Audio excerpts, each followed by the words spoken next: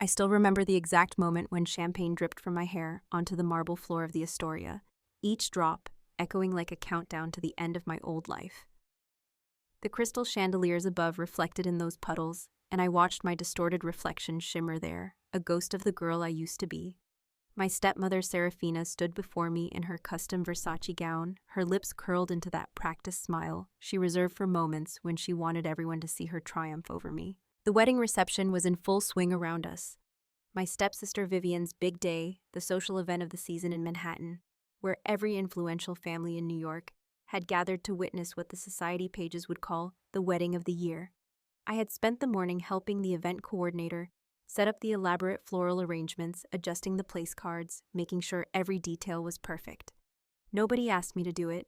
I just did because that was what I always did, trying to earn a place in a family that had decided long ago I would never belong. Serafina had found me near the bride's table where I was straightening a crooked champagne flute. She approached with that deliberate grace of hers, the one that made every head turn, every conversation pause. I should have seen it coming. I should have known that she would never let me have even this small moment of usefulness without reminding me of my place. "Look at you," she said, her voice carrying just far enough for the nearby guests to hear. "Scurrying around like hired help. How fitting." Her eyes traveled over my modest dress, the one I had saved 3 months of my part-time wages to buy, and I watched her nostrils flare with distaste. "You really thought you could stand next to the bridal party in that, darling? You look like you wandered in from the service entrance." Before I could respond, before I could even process the familiar sting of her words, she lifted her champagne flute and tipped it forward. The golden liquid cascaded over my head, soaking through my hair, running down my face, staining the front of my dress. The cold shock of it paralyzed me for a heartbeat. Around us, conversations stopped. Crystal clinked against china as people froze mid-toast. Someone gasped. Someone else laughed, a nervous twitter that died quickly in the thick silence. "Oh, how clumsy of me," Serafina said, her voice dripping with false concern. "But perhaps it is for the best. Now you have an excuse to leave. Go home and change Aurora. Or better yet, do not come back at all. You are ruining the photograph standing there in the background, like some kind of charity case." She turned to the guests nearby, her smile brightening. "You understand, do not you? Family obligations can be so complicated." I looked across the room and found my father, Richard Vance. He stood near the bar with a group of his business associates, and I knew he had seen everything. Our eyes met for one brief second, and I watched him deliberately turn away, already deep in conversation with the man beside him, as if nothing had happened. As if his daughter was not standing there humiliated and dripping in front of 300 people. The betrayal cut deeper than Serafina's cruelty ever could. This was the man who had raised me, who had held me on his shoulders at the park when I was 5, who had promised me after my mother died that nothing would ever change between us. But everything had changed when he married Serafina 3 years later. I felt the weight of all those eyes on me. The whispers started up again, a low buzz of gossip that would fuel the society pages for weeks. Poor Aurora Vance, the forgotten daughter, the family embarrassment. I had heard it all before. I had lived with those labels for 7 years, since the day my father brought Serafina and Vivian into our home, and I became the outsider in my own house. Something shifted inside me in that moment. Something cold and hard and sharp, like a blade of ice forming in my chest. I looked at Serafina, at her perfectly made-up face, at the triumph gleaming in her eyes, and I felt the last threads of my endurance snap. I had taken so much. I had swallowed so many insults, endured so many small cruelties, told myself that if I just tried harder, if I just made myself smaller and more useful, they would eventually accept me. But standing there soaked and shaking, I finally understood the truth. They would never accept me. They would never love me. And I was done trying to earn what they would never give. I reached up and wiped the champagne from my face with the back of my hand. My movements were slow, deliberate, and everyone watched. I looked directly at Serafina, and when I spoke, my voice came out steady and cold, nothing like the trembling girl who had been there a moment before. "Enjoy your victory, Serafina," I said, "because this is the last time you will ever have one over me." Her smile flickered just for a second. She opened her mouth to deliver another cutting remark, but the sound that interrupted her was so unexpected, so impossibly out of place, that every head in the ballroom turned toward the windows. The deep rhythmic thrum of helicopter blades cut through the orchestra's waltz, growing louder with each passing second.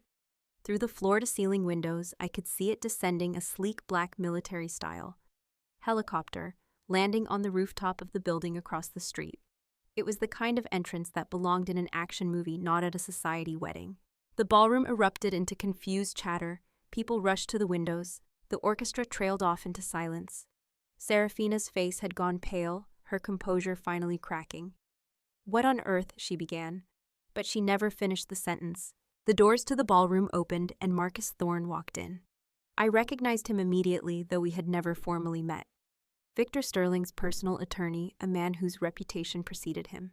Tall, impeccably dressed in a charcoal suit that probably cost more than my father made in a month, he moved through the crowd with the kind of quiet authority that made people step aside without being asked. His eyes scanned the room once, then locked onto me with laser precision. He crossed the floor in long strides, ignoring the stares, ignoring Serafina, who had stepped forward as if to intercept him, ignoring my father, who had finally deigned to notice the commotion.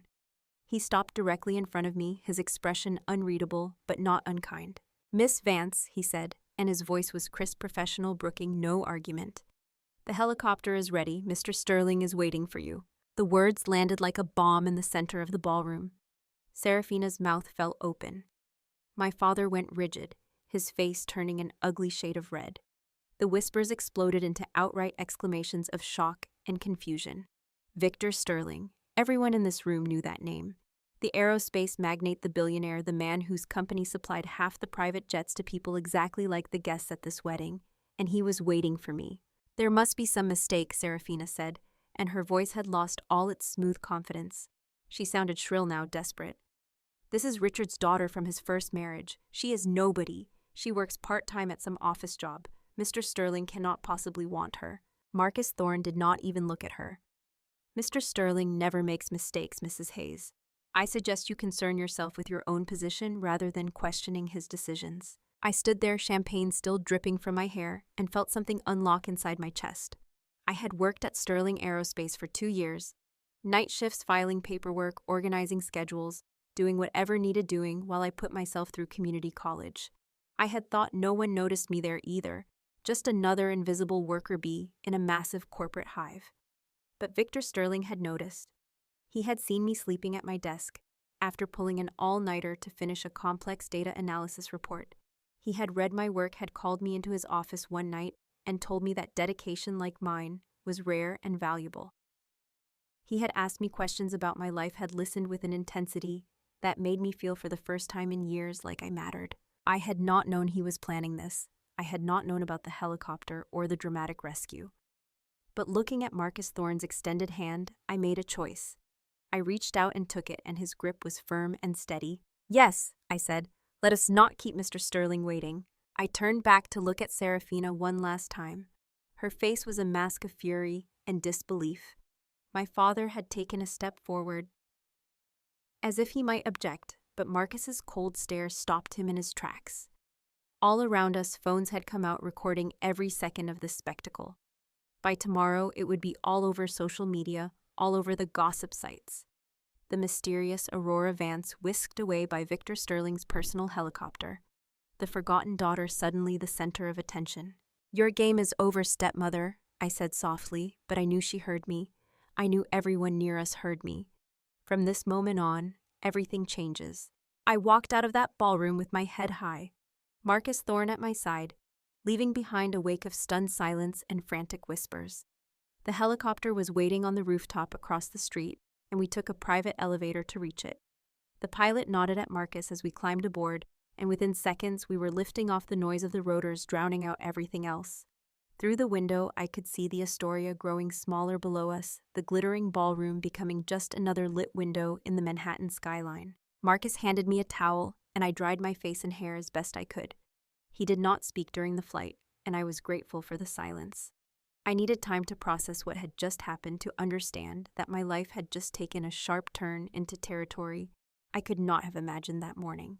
We landed on the rooftop helipad of Sterling Tower, the headquarters of Sterling Aerospace. It was nearly midnight by then, but the building was still lit up, a beacon of steel and glass, in the heart of the financial district. Marcus led me inside through empty corridors that echoed with our footsteps to a private elevator that required a special keycard. We rode up in silence to the top floor, to the executive level I had only ever cleaned as part of the night crew. The elevator doors opened directly into Victor Sterling's private office. It was enormous, with floor-to-ceiling windows offering a panoramic view of the city. The furnishings were elegant but understated expensive without being ostentatious.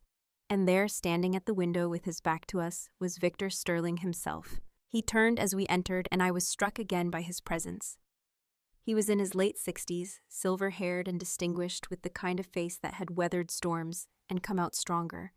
His eyes, sharp and assessing, softened when they landed on me. "Aurora," he said, and just the way he said my name with respect and warmth made something in my chest tighten. "Thank you for coming. I apologize for the dramatic entrance, but I thought the circumstances called for it. Please sit." I sat in one of the leather chairs facing his desk, and Marcus took up a position near the door, still silent and watchful. Victor settled into his own chair and studied me for a long moment. "They think you do not belong at their table," he said finally. "But I have been watching you, Aurora. I have seen what you are capable of when given even the smallest opportunity. You do not belong with them. You belong here." "I do not understand," I said, and my voice came out smaller than I intended. "Why would you do this? Why me?" Victor leaned back in his chair, his fingers steepled under his chin. "Do you know what I look for in people, Aurora? Not pedigree, not connections. I look for hunger, not the destructive kind, not greed, but the hunger to prove yourself, to build something meaningful, to rise above your circumstances through sheer force of will. I have seen that in you from the first day you walked into this building.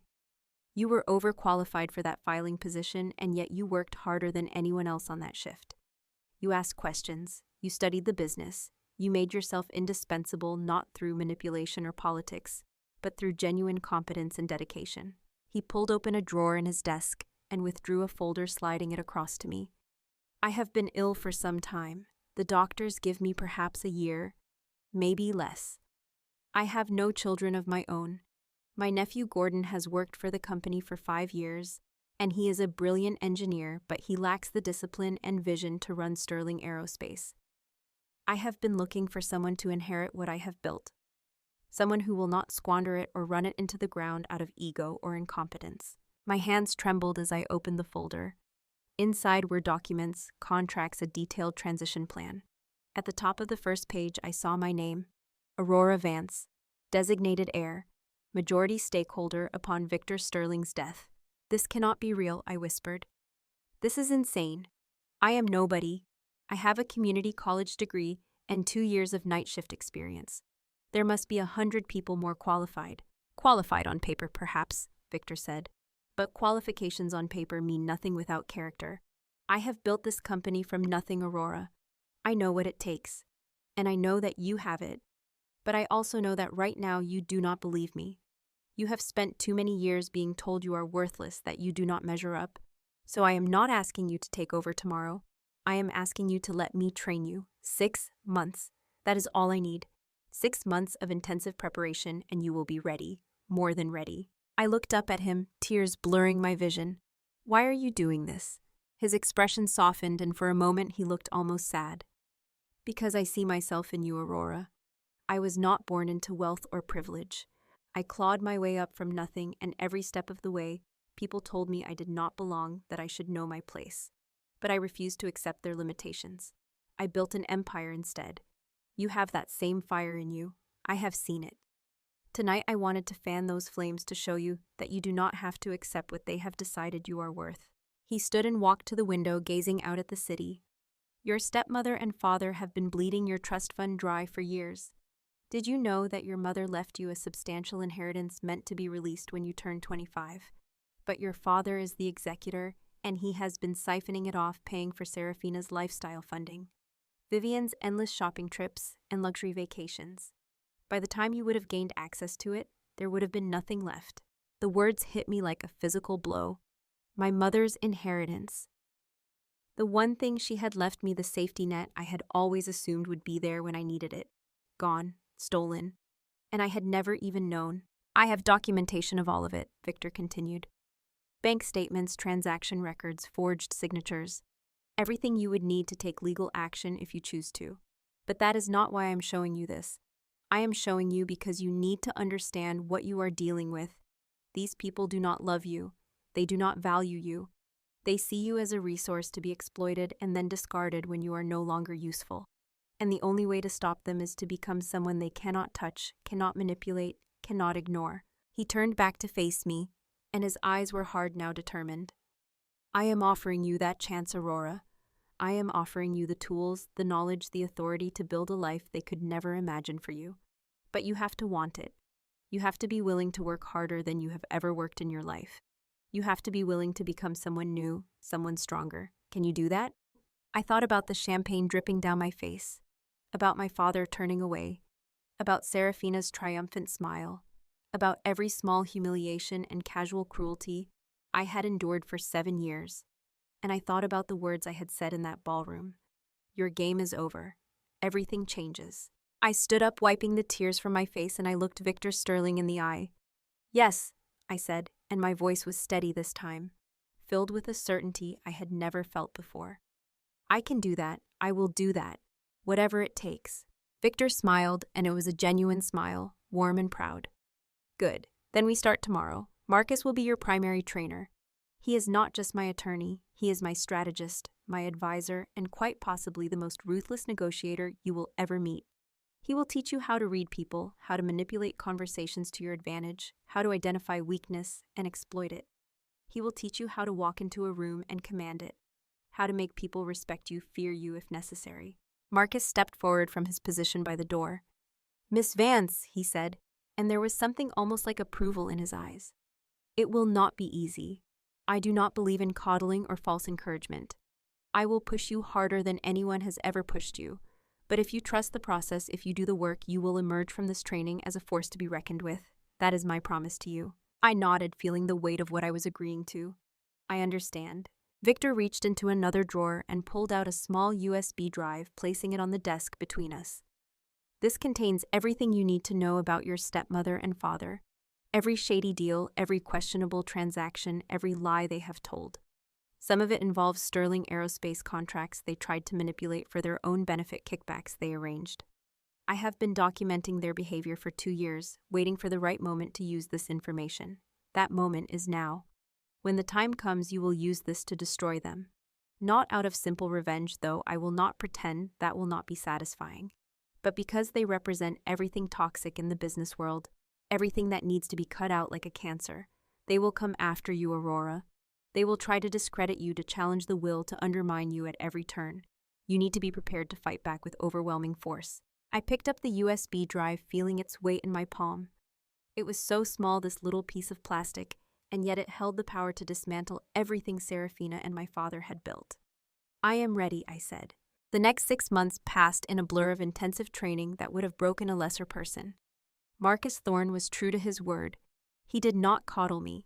He threw me into the deep end from day one and expected me to swim. We started with the basics of corporate law, contract negotiation, financial analysis. I spent 14-hour days poring over case studies, memorizing precedents, learning to spot the fine print where fortunes were won and lost. But the real education went far beyond textbooks and spreadsheets. Marcus taught me how to read a room, how to identify the power players and the hangers-on within the first 30 seconds. He taught me the psychology of negotiation, how to use silence as a weapon, how to never show weakness, even when I felt it. We practiced conversations over and over with him, playing different roles: the aggressive investor, the condescending board member, the sycophant, trying to curry favor. He taught me to trust my instincts, but verify with facts, to be gracious in victory and strategic in defeat. The physical transformation was just as intense. A stylist named Catherine was brought in to overhaul my appearance, not to make me into someone else, but to help me project the authority I needed to command. We spent hours going through wardrobes, learning which cuts and colors conveyed power, which styles were memorable without being distracting. She taught me about posture, about how the way I held my shoulders could communicate confidence or uncertainty. She taught me about eye contact, about the difference between looking at someone and looking through them. There were moments when I wanted to quit. Late nights when my brain felt like it would explode from all the information I was trying to absorb. Mornings when I looked in the mirror and did not recognize the woman staring back at me, sleek and polished and intimidating. But then I would remember Serafina's face as she poured that champagne over my head, and the fire would reignite inside me.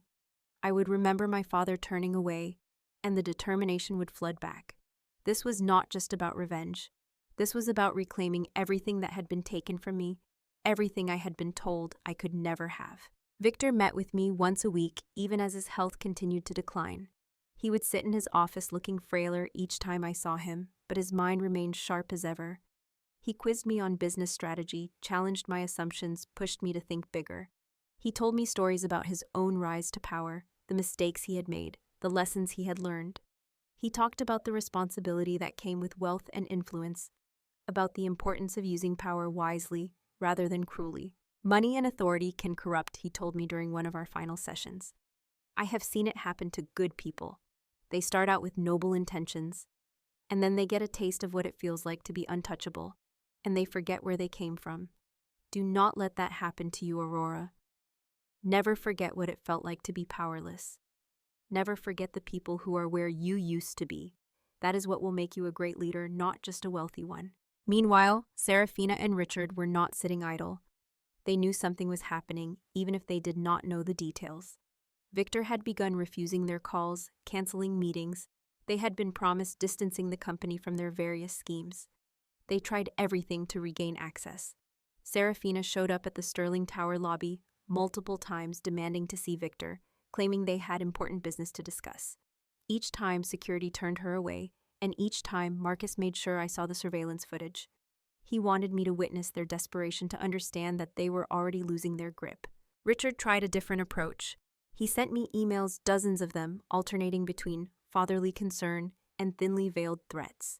He wanted to know what I was doing, why I had left the wedding with Victor's attorney, what kind of arrangement I had made. He tried guilt, reminding me of all he had done for me over the years, conveniently forgetting all the ways he had failed me.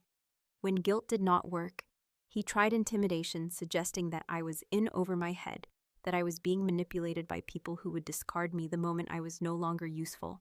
I did not respond to a single message. Marcus had advised me to maintain complete radio silence, and I followed his advice. Let them wonder. Let them worry. Let them realize that the girl they had dismissed and degraded was beyond their reach now. The transformation was not just external. Something had shifted inside me during those 6 months. The self-doubt that had plagued me for so long began to fade, replaced by a quiet confidence built on actual competence and skill. I stopped apologizing for taking up space. I stopped second-guessing every decision.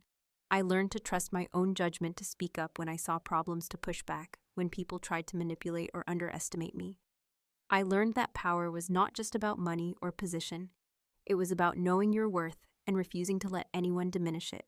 By the time 6 months had passed, I barely recognized the girl who had stood in that ballroom with champagne in her hair. That girl had been broken, desperate for approval, willing to accept scraps of affection from people who would never truly value her. The woman I had become was something entirely different. I wore power like a second skin now. I walked into rooms and watched people's expressions change, watched them sit up straighter, watched them suddenly take me seriously. It was intoxicating and terrifying in equal measure. Victor Sterling passed away on a quiet Tuesday morning in early November. I was there with him, holding his hand as he slipped away peacefully in his sleep. Marcus was there, too silent and stoic, though I saw his jaw clench with grief. In his final days, Victor had made me promise that I would not just run Sterling Aerospace, but that I would transform it into something greater, something that would make a real difference in the world.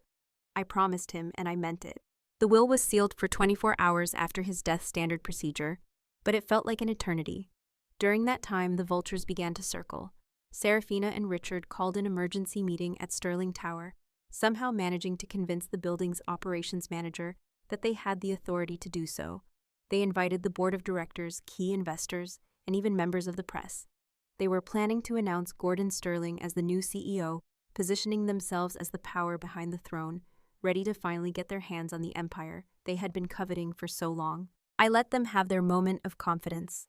Marcus and I monitored the preparations from Victor's private office, watching via security cameras as Serafina preened and Richard networked, both of them playing their roles perfectly.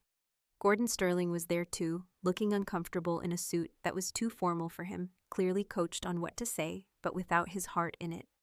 He was a good engineer, brilliant actually, but he had never wanted the CEO position.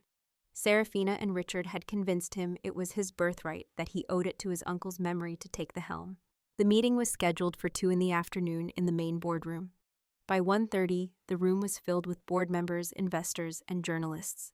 Serafina stood at the head of the table looking triumphant in a black designer suit that probably cost more than most people's monthly salary. Richard stood beside her, that politician's smile plastered across his face. They had prepared a whole presentation complete with slides showing Gordon's qualifications and their vision for the company's future. At exactly 2 o'clock, just as Serafina was beginning her opening remarks, the boardroom doors opened. Every head turned. I walked in and the reaction was instantaneous. Gasps, whispers, confusion. I was not the girl they remembered from that wedding 6 months ago.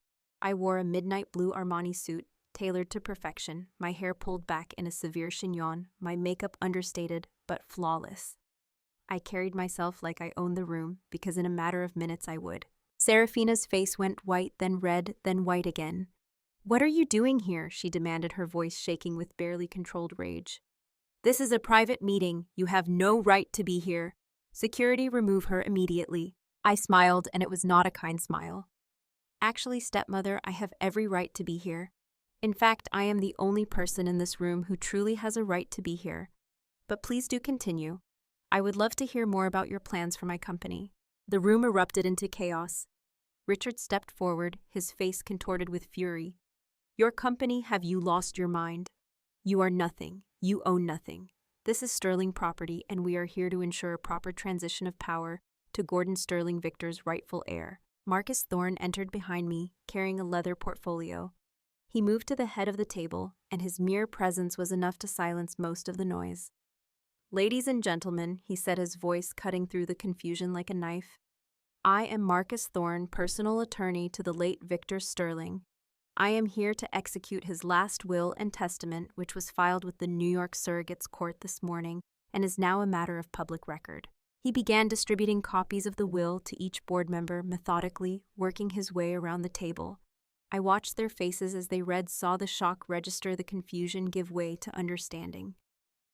When everyone had a copy, Marcus returned to stand beside me. "As you can see," he continued, "Victor Sterling named Aurora Vance as his primary beneficiary and designated her as chairman and CEO of Sterling Aerospace effective immediately upon his death. She has been granted 71% of all company shares, ensuring her complete control of the organization.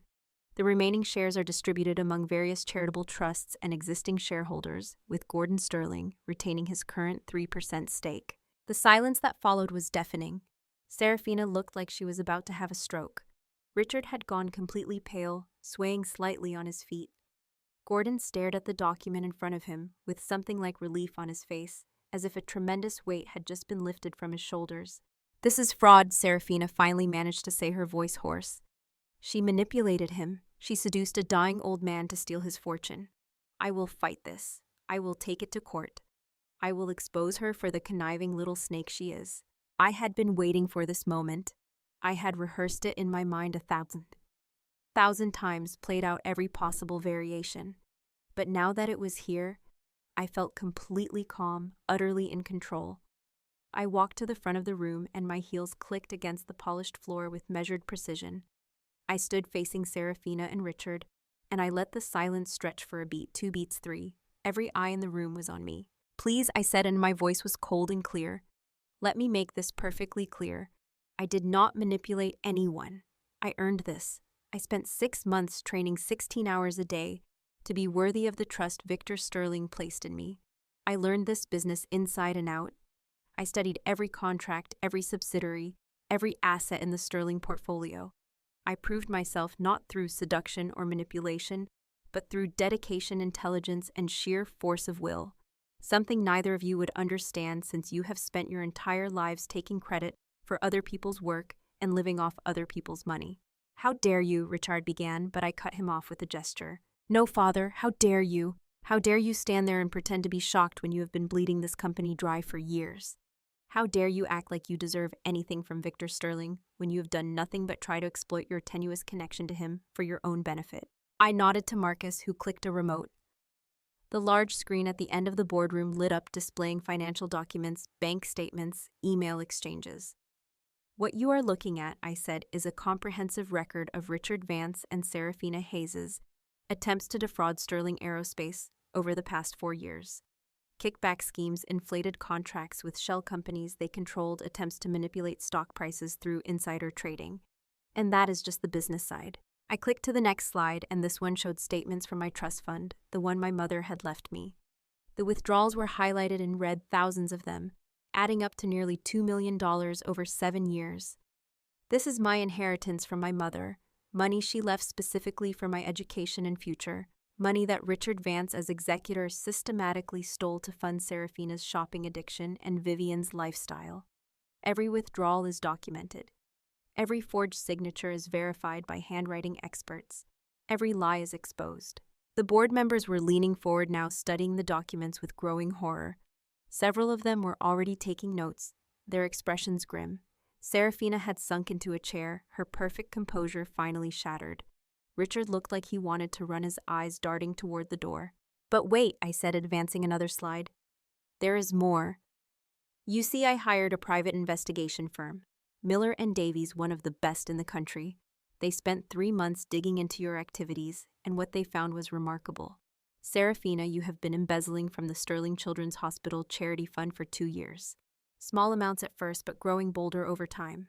By last year, you were taking $50,000 a month.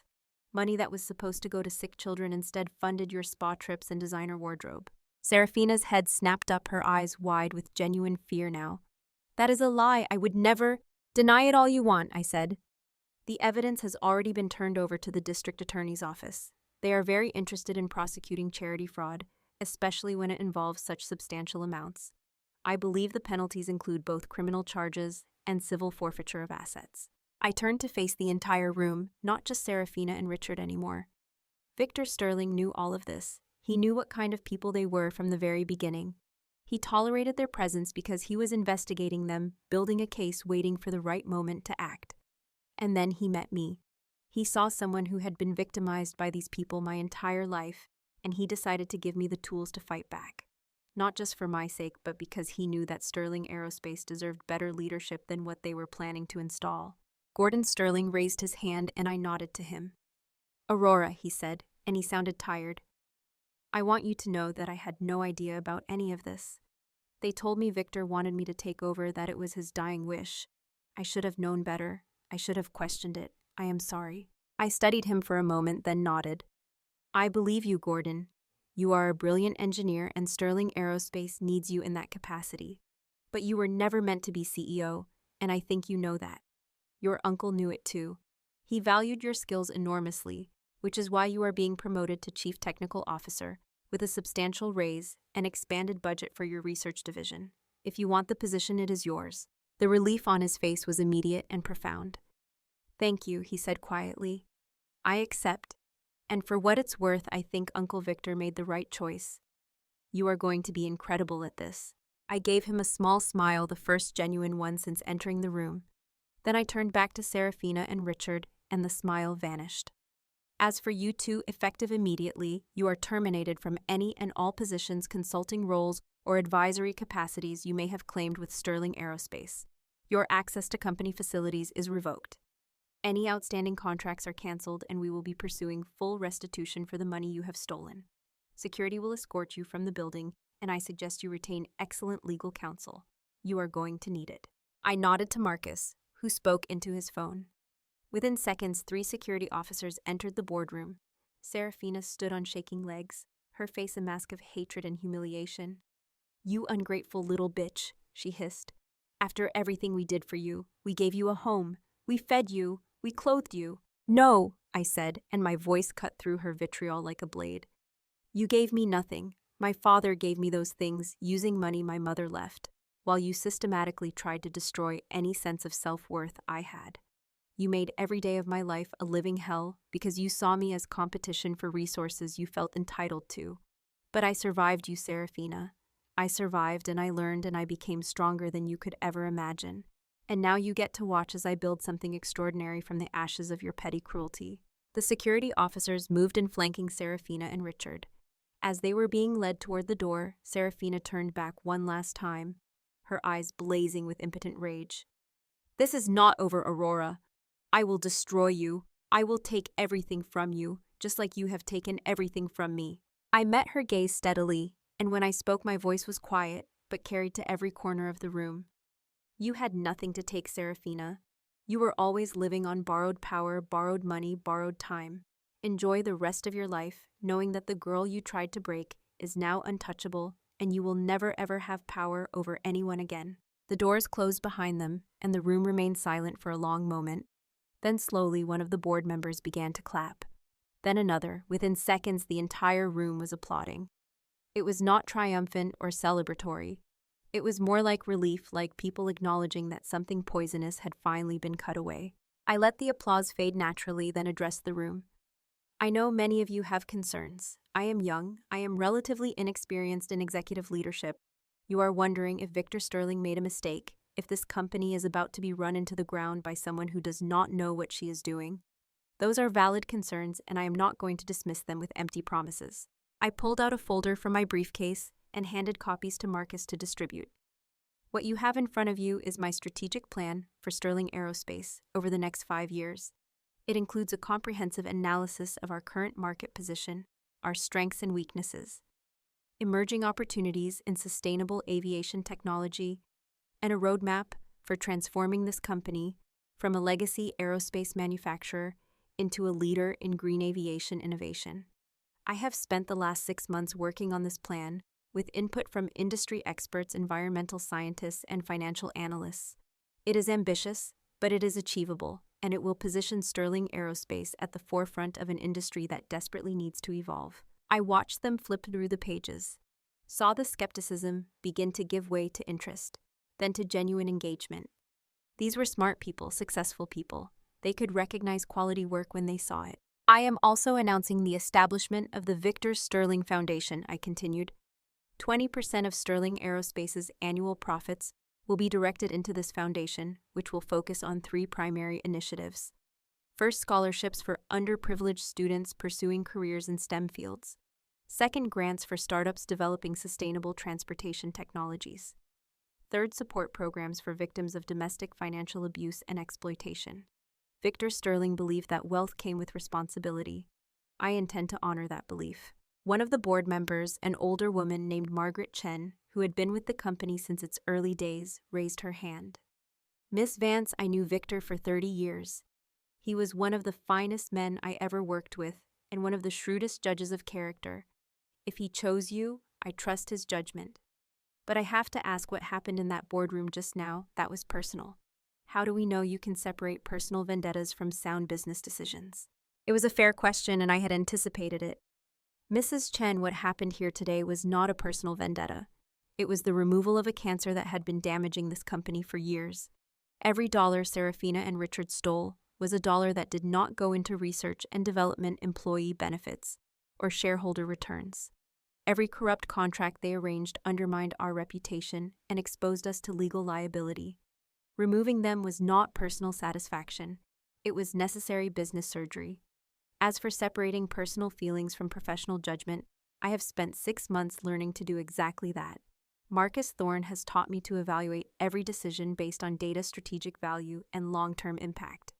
That is the standard I will hold myself to, and if I ever fail to meet it, I expect this board to hold me accountable. Margaret nodded slowly, and I saw approval in her eyes. Fair enough. You have my support, at least for now. Show us what you can do, Miss Vance. The meeting continued for another 2 hours. We discussed quarterly projections, ongoing projects, personnel changes, and strategic initiatives. I answered every question with the knowledge I had spent 6 months accumulating reference data points, and case studies demonstrated that I had done the work. By the time we adjourned, the atmosphere had shifted completely. They were not looking at me as Victor Sterling's charity project anymore. They were looking at me as their CEO. The press conference was scheduled for the following day. Marcus had arranged it carefully, making sure every major business publication and news outlet would be present. We held it in the Sterling Tower Auditorium, a modern space that could accommodate 300 people. By the time I walked onto that stage, every seat was filled and cameras lined the back wall. I stood at the podium, looking out at the sea of faces and flashing lights, and felt no fear at all. This was where I belonged. This was the moment everything had been building toward. Good morning, I said, and my voice was amplified through the room strong and clear. My name is Aurora Vance, and I am the new chairman and CEO of Sterling Aerospace. I know many of you are surprised by this announcement. Some of you may have heard rumors about my background, about my relationship with Victor Sterling, about the dramatic events at the board meeting yesterday. I am here today to set the record straight and to share my vision for the future of this company. I spoke for 20 minutes outlining the Green Aviation Initiative, the foundation, the commitment to ethical business practices, and employee welfare. I talked about Victor Sterling's legacy and my determination to honor it while also pushing the company forward into new territory. I was honest about my youth and relative inexperience, but I framed it as an asset rather than a liability. I brought fresh perspectives, I said. I was not bound by outdated assumptions about how things had to be done. I was willing to take calculated risks and embrace innovation. The questions came fast and furious after my prepared remarks. Someone asked about the allegations against Serafina and Richard. I confirmed that evidence of financial crimes had been turned over to prosecutors, but declined to discuss details of an ongoing investigation. Someone else asked if I had used a personal relationship with Victor Sterling to gain my position. I looked the reporter directly in the eye and said, Victor Sterling and I had a mentor-mentee relationship built on mutual respect and shared values. He saw potential in me that others overlooked, and he gave me the opportunity to develop that potential. I earned this position through 6 months of intensive preparation and by demonstrating my capabilities to him and to the board of directors. If you are suggesting something inappropriate, I invite you to examine the facts rather than trafficking in baseless innuendo. The reporter backed down, and I saw several other journalists nodding in approval. They might be skeptical, but they respected someone who could push back effectively. One question stood out from the rest. A young woman in the third row raised her hand and asked, Miss Vance, there are already stories circulating about your dramatic exit from a society wedding 6 months ago. Some people are framing this entire situation as a Cinderella story. What would you say to young women who see you as inspiration? I paused, considering my answer carefully. I would say that this is not a fairy tale, and I am not Cinderella. Cinderella waited for a fairy godmother to rescue her. I rescued myself. I worked. I studied. I pushed myself beyond what I thought I was capable of achieving. Yes, I had an extraordinary mentor in Victor Sterling, and I will be forever grateful for the opportunity he gave me. But the opportunity meant nothing without the work to back it up. So to young women who see themselves in my story, I would say this. Do not wait for someone to save you. Save yourself. Build your own skills. Develop your own expertise. Make yourself so valuable, so competent, so undeniable that no one can overlook you or push you aside. That is real power. That is what lasts. The press conference ended to a surprising amount of applause. The coverage over the next few days was overwhelmingly positive. I was featured in Forbes, Fortune, and the Wall Street Journal. The headline in Forbes read, The Rise of Aurora Vance, How a Night Shift Worker Became an Aerospace CEO. The article was fair and thorough, acknowledging both my unconventional path and the solid business plan I had presented. Social media exploded with commentary. Some people were inspired, some were cynical, some accused me of gold digging or worse. But everyone was talking about Sterling Aerospace, and our stock price jumped 12% in the first week after the announcement. The legal proceedings against Serafina and Richard moved forward with ruthless efficiency. The district attorney's office was very interested in the charity fraud case, especially once the media attention made it a high-profile prosecution. Grand jury indictments came down within a month. Both of them were arrested, and the photos of them being led into court in handcuffs appeared on the front page of every tabloid in the city. Part of me felt a vicious satisfaction seeing those images. Another part of me just felt tired and sad. These people had been my family once, or at least I had wanted them to be. But they had chosen their path, and now they were facing the consequences. My father tried to reach out to me one last time. He sent a letter to my office, handwritten, begging for forgiveness and a second chance. He claimed that he had been weak, that Serafina had manipulated him, that he had always loved me, but had not known how to show it. He asked if I could find it in my heart to help him to use my new position to make the legal problems go away. I read the letter 3 times sitting in Victor Sterling's office, which was now my office. I thought about the man who had held me on his shoulders at the park. I thought about how he had turned away when Serafina poured champagne on my head. I thought about my mother's inheritance systematically stolen to fund another woman's luxury, and I realized that I felt nothing for him anymore.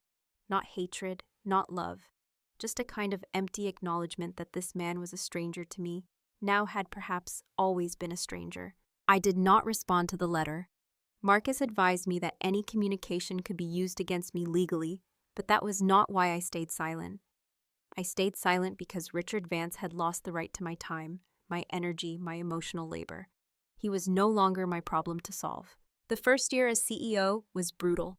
I worked 18-hour days, learning on the fly, making mistakes, and correcting them slowly, earning the trust of people who had initially been skeptical. Marcus remained my closest advisor, but he had transitioned from teacher to partner. We developed a shorthand, a way of communicating with just a glance across a conference table. He was brilliant at reading people, at identifying hidden agendas and unspoken alliances. Together we navigated the treacherous waters of corporate politics, made strategic decisions that sometimes paid off spectacularly and sometimes required painful course corrections. Gordon Sterling became an unexpected ally. He threw himself into the chief technical officer role with enthusiasm, finally freed from the pressure of leadership he had never wanted. He led the development of our first electric vertical takeoff and landing aircraft prototype, a project that generated enormous excitement in the industry. We worked well together, and I came to value his technical expertise as much as he seemed to value my strategic vision. The Victor Sterling Foundation launched 6 months after I took over. We funded scholarships for 200 students in the first year. We provided grants to 15 startups working on sustainable aviation technologies. And we partnered with 3 nonprofit organizations working to help victims of financial abuse, providing legal aid, financial literacy, education, and emergency support. Every time I reviewed the foundation's reports, I thought about Victor and hoped he would be proud. There were moments of unexpected beauty in that first year. A day when I was touring one of our manufacturing facilities, and an older worker pulled me aside to thank me for the improved benefits package and safety protocols we had implemented. A night when I stood on the Sterling Tower rooftop, the same rooftop where I had first arrived in that helicopter, and watched the city lights stretch out to the horizon, understanding for the first time that I had really made it, that this was my life now. A morning when Marcus brought me coffee without being asked, and stayed to watch the sunrise with me, and we talked about nothing important, just existed in comfortable silence. That morning was when I realized that my feelings for Marcus had shifted into territory I had not anticipated. He was still my advisor, still my lawyer, still the person I trusted most in the business world. But he was also becoming something more. I caught myself watching him during meetings, noticing the way his jaw tightened when he was thinking through a complex problem, the rare smile that transformed his usually stern face. I found excuses to work late when I knew he would be working late, to grab dinner together after particularly grueling days, to seek his opinion on matters that had nothing to do with business. I did not know if he felt the same way. Marcus was professional to his core, maintaining perfect boundaries, even as we spent nearly every waking hour together. But sometimes I caught him looking at me with an expression I could not quite read. Something softer than his usual analytical assessment. Neither of us said anything. The timing was not right.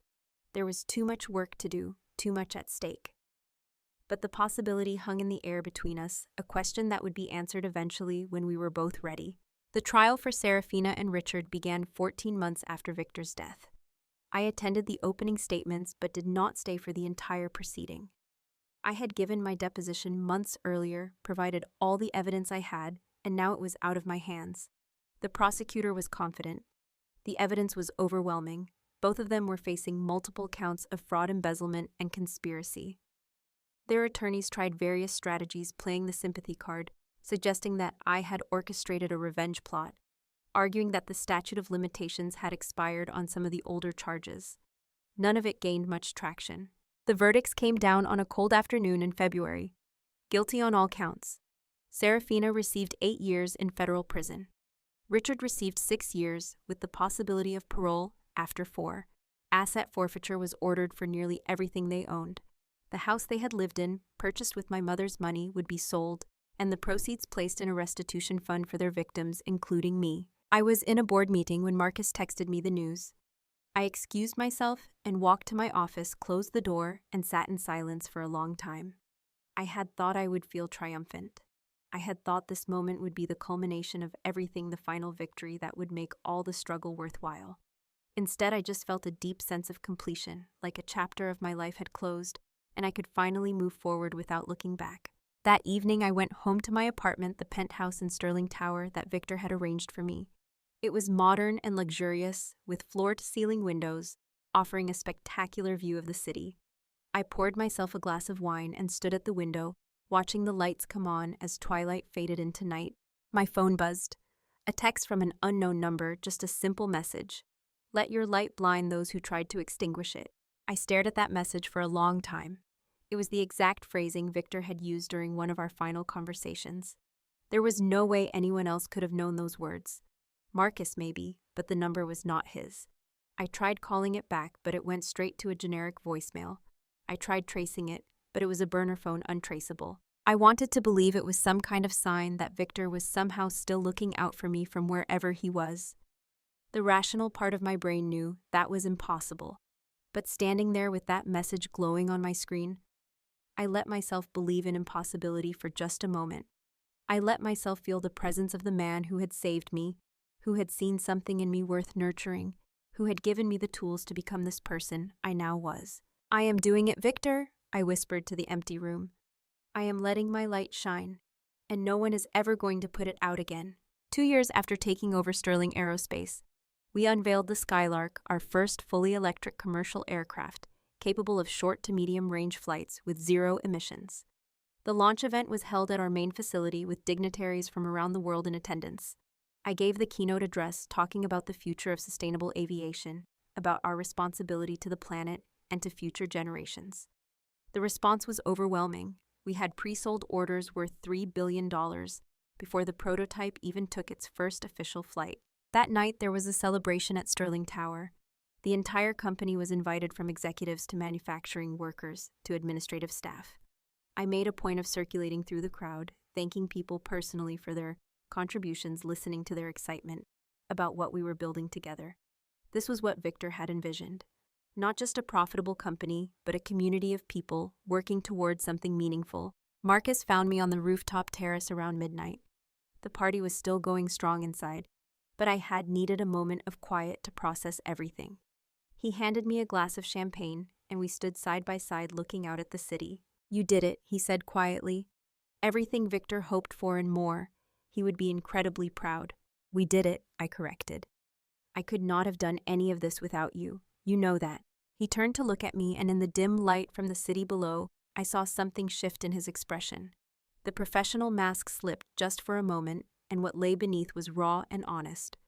Aurora, he began, then stopped, seeming to struggle with words for the first time since I had known him. These past 2 years working with you, watching you grow into this role, it has been the privilege of my professional life. But somewhere along the way, it stopped being just professional for me. I am not sure when it happened exactly. Maybe it was that morning when we watched the sunrise, and you laughed at my terrible joke about quarterly projections. Maybe it was the day you stood up to that aggressive investor and I realized I would follow you anywhere. Maybe it was 100 small moments that added up to something I was not expecting. My heart was racing, but I kept my voice steady. What are you saying, Marcus? He set down his champagne glass and turned to face me fully. I am saying that I am in love with you. I have been for months, maybe longer. And I know this could complicate everything. I know we work together, that there are power dynamics to consider, that this could be a terrible idea. But standing here tonight, watching you celebrate this incredible achievement, I realized I did not want to go another day without telling you the truth. For a moment, I could not speak.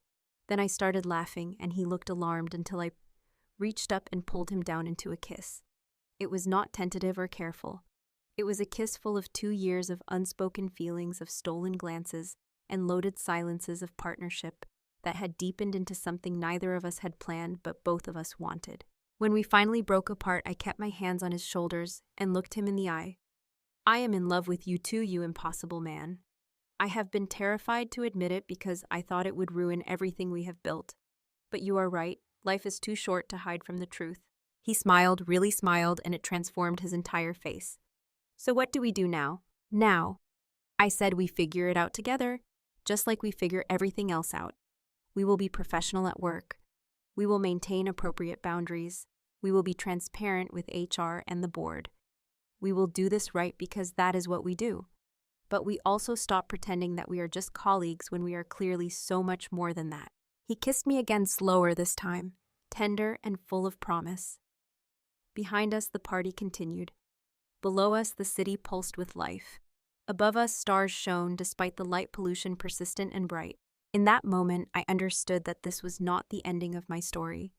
It was not even the end of a chapter. It was a beginning, one of many beginnings I would experience in the years to come. I had spent so much of my life feeling powerless, invisible, less than. I had been broken down and built back up. I had learned to fight for myself, to value myself, to demand respect and equity instead of hoping for scraps of approval. Standing on that rooftop with Marcus looking out at the empire I had inherited and transformed, I finally understood what Victor Sterling had been trying to teach me all along. Power was not just about money or position or authority, though those things certainly helped.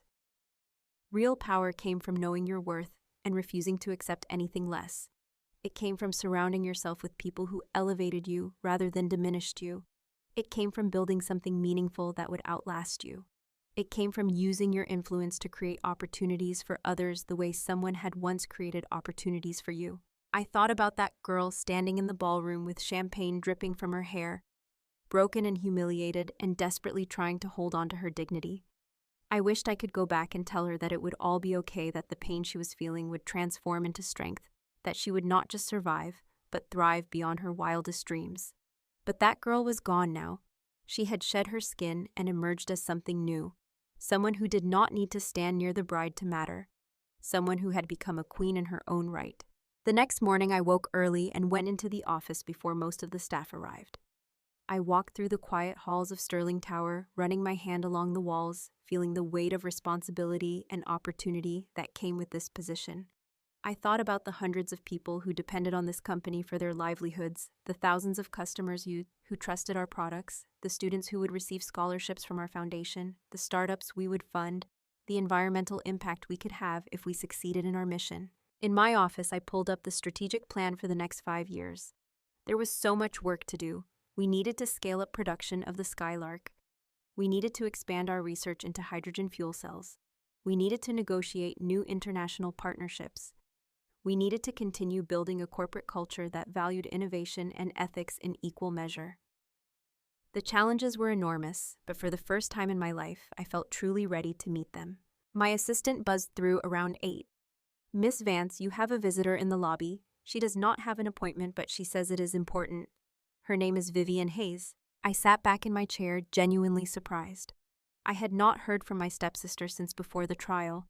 Last I knew, she had moved to Los Angeles, trying to distance herself from the scandal that had destroyed her mother and my father. "Send her up," I said after a moment. Vivienne looked different when she walked into my office. Gone were the designer labels and expensive jewelry. She wore jeans and a simple sweater, her hair pulled back in a ponytail, minimal makeup. She looked younger, somehow more real than the artificial perfection she had always projected. "Thank you for seeing me," she said, standing awkwardly near the door. "I know I have no right to be here." "Sit down, Vivian," I said, gesturing to the chair across from my desk. "What do you want?" She sat twisting her hands in her lap. "I want to apologize. I know that does not mean anything now. I know I do not deserve your forgiveness, but I need to say it anyway. I was awful to you. Not as bad as my mother, maybe, but bad enough. I went along with it all. I let her treat you like garbage, and I never stood up for you. I was so focused on maintaining my lifestyle, on being Daddy's perfect princess, that I did not care who got hurt along the way." I studied her for a long moment. "What changed?" "Watching my mother go to prison," she said bluntly. "Losing everything. Having to get a real job for the first time in my life. Working as a receptionist and realizing that I actually like having a purpose, like earning my own money. I have been in therapy for 6 months trying to understand how I became the person I was, how I let my mother turn me into this spoiled, mean version of myself. And I realized that a lot of my anger at you was actually jealousy. You had something I never had. Integrity, real values, the ability to work hard without complaining. I hated you for that because it made me see how shallow I was. That is quite an awakening, I said, keeping my tone neutral. I am not asking you to forgive me, Vivian continued.